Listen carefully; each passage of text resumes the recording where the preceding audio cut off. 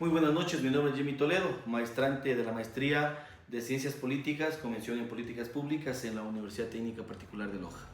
Mi tema, en este caso, movimientos sociales y organizaciones. Podríamos decir que la exposición se basa en el capítulo sexto de Donatella de la Porta y Mario Diani.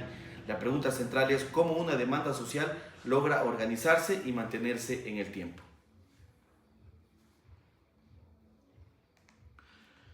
El problema central dice la organización como una infraestructura de la acción colectiva. En este caso podríamos decir que un movimiento social no equivale a una sola organización, puede reunir algunas, como por ejemplo asociaciones, colectivos locales, redes informales, grupos culturales y pequeños partidos. Sin embargo, las organizaciones o movimientos sociales o las SMO cumplen funciones decisivas, movilizan participantes y definen metas, en este caso, y adversidades que coordinan en el tiempo. Heterogeneidad organizativa. La heterogeneidad organizativa nos habla básicamente del caso de Bristol, que demuestra que una causa puede organizarse de distintas maneras. Por un extremo están las redes informales y los grupos radicales, con muy poca estructura. En el caso extremo formalizado se ubican en el otro extremo, o en el extremo derecho, se ubican las organizaciones profesionales y las transnacionales. La diferencia entre estas dos es que dependen de la formalidad, la profesionalización, el territorio y el tiempo de participación.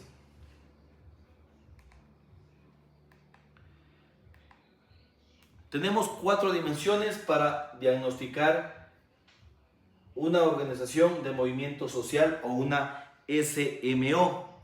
Tenemos que en el esquema de crisis permite diagnosticar en este caso 4 tipos de dimensiones: formalización, profesionalización, diferenciación y la integración. La formalización comprende reglas, procedimientos, cargos y liderazgo.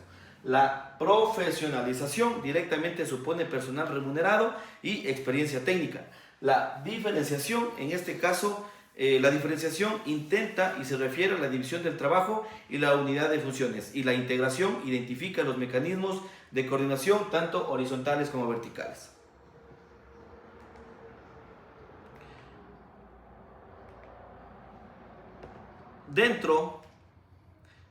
En este caso, dentro de las organizaciones de movimientos sociales, identifica algunos dilemas. Uno de ellos, movilizar personas o recursos. ¿Cuál es más importante?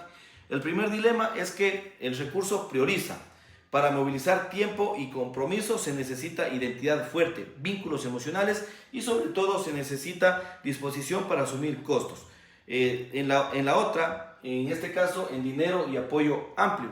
Podemos decir que aquí se necesita donantes, cuotas, simpatizantes o auspiciantes. El problema estratégico es que en esto puede cohesionar activistas políticos, pero que es demasiado cerrado y que puede alejarse de apoyos externos tanto del uno como del otro. Un segundo dilema: jerarquía u horizontalidad. Podríamos decir que en este caso la jerarquía son cargos como por ejemplo dirección, coordinación, militancia.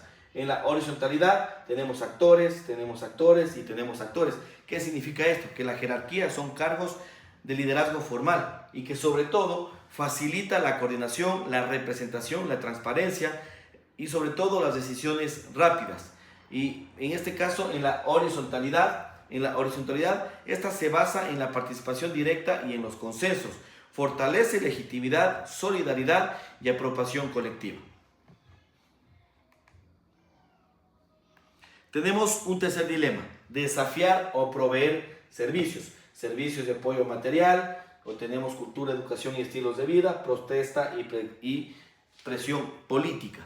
Hablando ya un poco más a fondo, muchas organizaciones en este caso no se limitan a presionar políticamente, sino que atienden necesidades directamente de sus miembros, crean espacios de apoyo y producen cultura alternativa. Otros movimientos, podríamos decir, que crearon editoriales, crearon comercio justo, banca ética y medios como como Indimedia. Estas actividades directamente sostienen, refuerzan la identidad colectiva y permiten que la causa continúe durante todo el periodo de tiempo. Tenemos modelos organizativos básicos. Las SMO identifican 4 tipos de modelos: organización de base, organización masiva, organización profesional y organizaciones en red. Hablando de cada una de ellas, tenemos que la organización de base es de tipo local. Primero, es de tipo local, voluntaria y poco burocrática. Esta responde más bien a problemas concretos, pero que puede ser en este caso intermitente.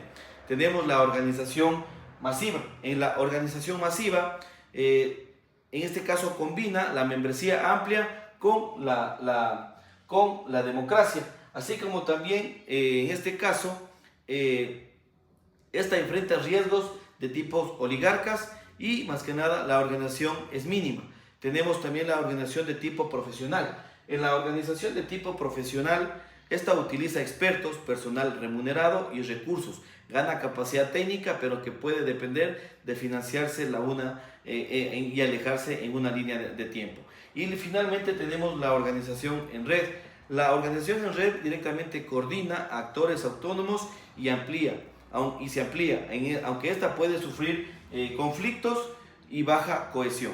Pero podemos decir que no existe un modelo de tipo perfecto, pero que sin embargo estos 4 tipos de modelos están dentro de lo que son las SMO o las organizaciones sociales.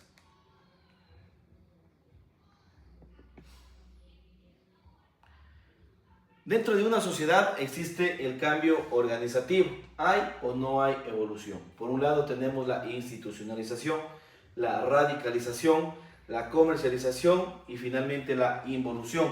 Estos factores empujan el cambio, empujan un sistema político, culturas organizativas y sobre todo la modernización.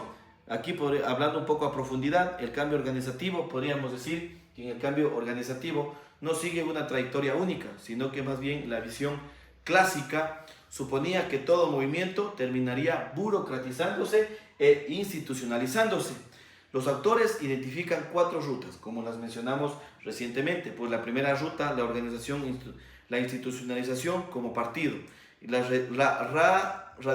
este caso, la radicalización mediante acciones menos convencionales. Tenemos la involución, creándose sobre una identidad. Y finalmente tenemos en este caso la comercialización, que es lo que se da dentro de una organización de tipo social, que es directamente el accionar entre todas las personas.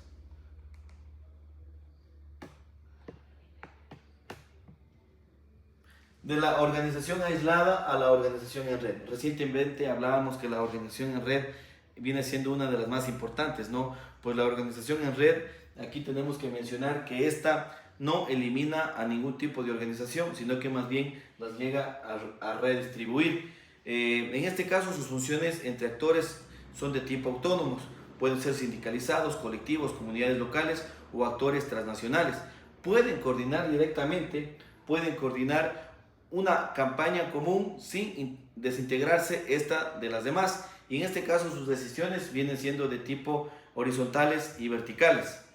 En este modelo favorecen directamente adaptación, resiliencia, difusión y sobre todo internacionalización.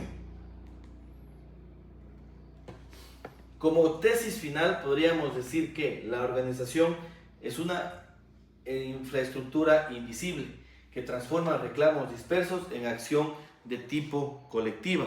Se podría decir y podríamos llegar a una conclusión que dice, por ejemplo, que la organización es una infraestructura que transforma reclamos dispersos en acciones colectivas sostenidas. Y aquí sacamos 3 apartados. Primero, por ejemplo, no existe una forma organizativa única.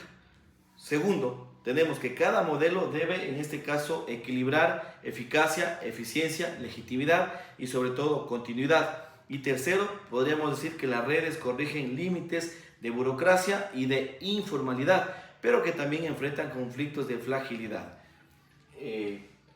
Viéndolo como nuestro punto de vista muy personal, las organizaciones en red vienen siendo las más importantes, pero que esta no puede ser muy alejada de las demás. Esto ha sido nuestra conclusión como trabajo final de tesis.